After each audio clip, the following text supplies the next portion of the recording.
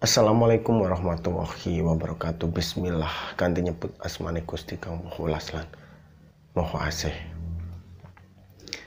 Kenapa orang-orang zaman dahulu kok pada suka yang namanya dengan lagu spiritual, terutamanya dengan puasa? Saya mempunyai sedikit cerita teman-teman yang mungkin bisa teman-teman anggap ini cerita sebagai cerita yang cukup mistis atau cerita yang cukup klinik, yang cenderung tidak masuk di nalar, yaitu puasa ngebleng. Puasa ngebleng adalah puasa yang bisa 1 hari 1 malam tidak makan, itu bisa dinamakan ngebleng. Bisa 3 hari 3 malam tidak makan, bisa 7 hari 7 malam tidak makan, 21 hari 21 malam tidak makan, atau 40 hari 40 malam tidak makan. Atau ada berbagai macam versi yang lainnya yang mungkin setiap guru, setiap pembimbing, setiap pelakunya itu memiliki fase atau kriteria atau versi yang sangat berbeda. Dimana yang ingin saya jelaskan itu seperti ini teman-teman. Di dalam tokoh pewayangan itu ada suatu cerita bahwa orang yang manekung atau orang yang berdiam diri, entah itu berzikir atau membaca doa atau sekedar menenangkan dirinya, maka mereka itu akan mengguncangkan jagat lain atau dimensi gaib yang lain. Akan tetapi di sini ketika mereka melakukan bacaan seperti ini tidak serta-merta di dalam 1 hari itu saja. Mereka itu berlangsungnya itu beberapa hari atau sampai berbulan-bulan. Bahkan ada yang bertahun-tahun. Loh, kok bisa sampai bertahun-tahun, berbulan-bulan mereka tidak mati atau mereka tidak mendapatkan kesakitan atau yang lainnya? Yang perlu disadari teman-teman, jika teman-teman ada di dalam agama Islam, mungkin teman-teman pernah mendengar surat Al-Kahfi yang menceritakan orang yang dihidupkan Gusti Allah selama 300 tahun dan mereka masih hidup dengan raga yang utuh. Cukup tidak masuk akal memang, tapi inilah kenyataannya. Dan begitu juga jika orang melakukan puasa, mereka memiliki versi diri yang berbeda. Biasanya orang yang sedang berpuasa ngebleng di dalam 1 hari mereka akan merasakan lapar.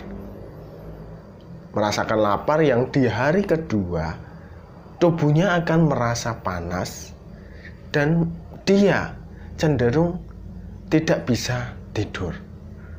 Dan di hari ketiga itu lemak-lemak atau gula atau cadangan makanan yang ada di dalam tubuh itu mulai diproses dan dia mulai merasakan lemas dan tidak berdaya. Dan di fase inilah kecenderungan orang-orang, kenapa orang-orang yang menjalankan puasa yang jangka panjang, ngebleng atau apapun itu, mereka cenderung membarenginya dengan manekung, dengan zikir, dengan meditasi, dengan bertapa dan lain sebagainya. Ini adalah proses penenangan, karena orang yang bisa memanage ketenangan itu dari 1 hari, 2 hari, 3 hari tanpa memikirkan unsur keduniawian, maka dia sudah di fase yang berbeda dari alam dunia kita.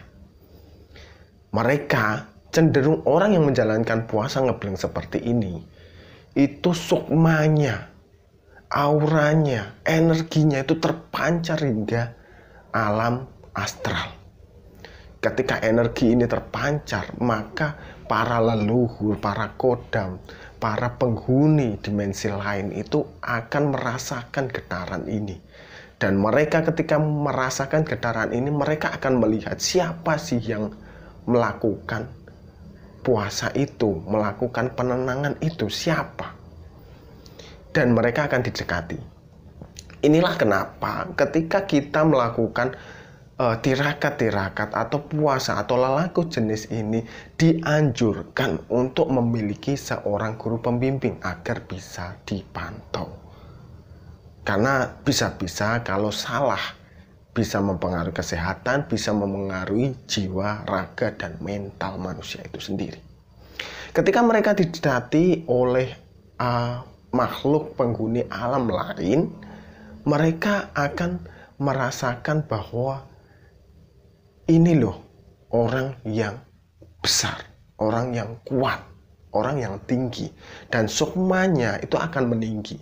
Jadi ketika mereka memiliki ilmu-ilmu tertentu, mereka itu sudah memiliki wadah dari sukmanya sendiri. Dia tidak memerlukan kodam-kodam yang ecek-ecek atau yang remeh-remeh, itu tidak perlu. Dengan kodamnya atau sukmanya sendiri itu, dia sudah melakukan. Dan kodam-kodam yang ingin mendampinginya pun justru kodam-kodam yang kekuatannya setara dengan sukmanya. Karena di sisi lain, dalam diri manusia sendiri itu memiliki unsur kerohanian, unsur jiwa yang lebih tinggi daripada makhluk-makhluk lain. Itulah kenapa dulu ada yang namanya malaikat, tingkatannya lebih tinggi dari malaikat Allah, yaitu iblis yang dinamakan Azazil itu. Itu kan beliau sebenarnya orang yang taat, orang yang pintar, bukan orang ya, makhluk yang taat, makhluk yang pintar. Akan tetapi karena disuruh untuk bersujud kepada Adam tidak mau, beliau diusir dari surga. Dan disinilah sebenarnya dendam dari iblis itu dimulai. Karena Adam sendiri berarti kan derajatnya lebih tinggi.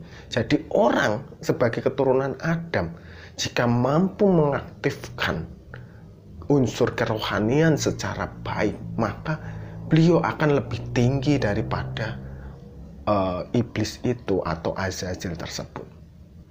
Jadi orang ini akan lebih tinggi. Ini karenanya ketika mencari ilmu, ketika mencari kesaktian, ketika ingin memiliki suatu hajat, kenapa unsur keheningan itu penting?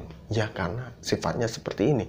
Orang yang mampu mengontrol dirinya dari hiruk pikuk duniawi, ya memang dia memiliki suatu keinginan, tapi tidak lantas ditabrak begitu saja.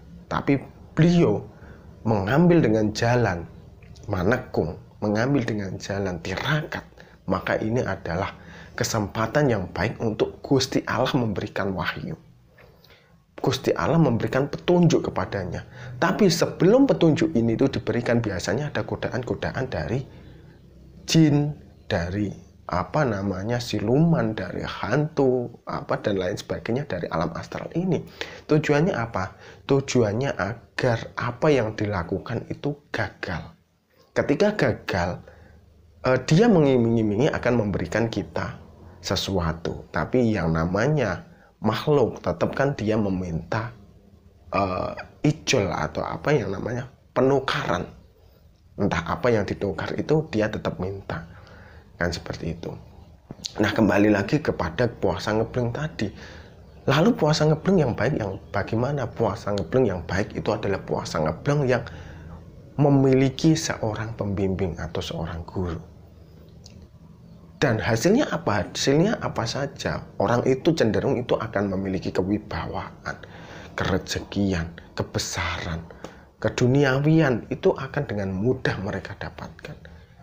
Dan hasil yang terakhir itu adalah mereka memiliki petunjuk dari Gusti Allah untuk memiliki suatu ilmu-ilmu tertentu.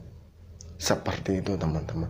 Inilah kenapa saya sering berharap kepada teman-teman semua, jika teman-teman ingin melakukan suatu tirakat, lakukanlah dengan dampingan seorang guru. Karena disinilah ada fase-fase di mana tirakat kita itu akan diuji dengan lambaran-lambaran dimensi lain atau alam astral yang akan mengganggu kita secara keseluruhan, dengan harapan apa yang kita lakukan itu gagal. Seperti itu. Semoga bermanfaat dan sampai jumpa di video selanjutnya. Wassalamualaikum warahmatullahi wabarakatuh.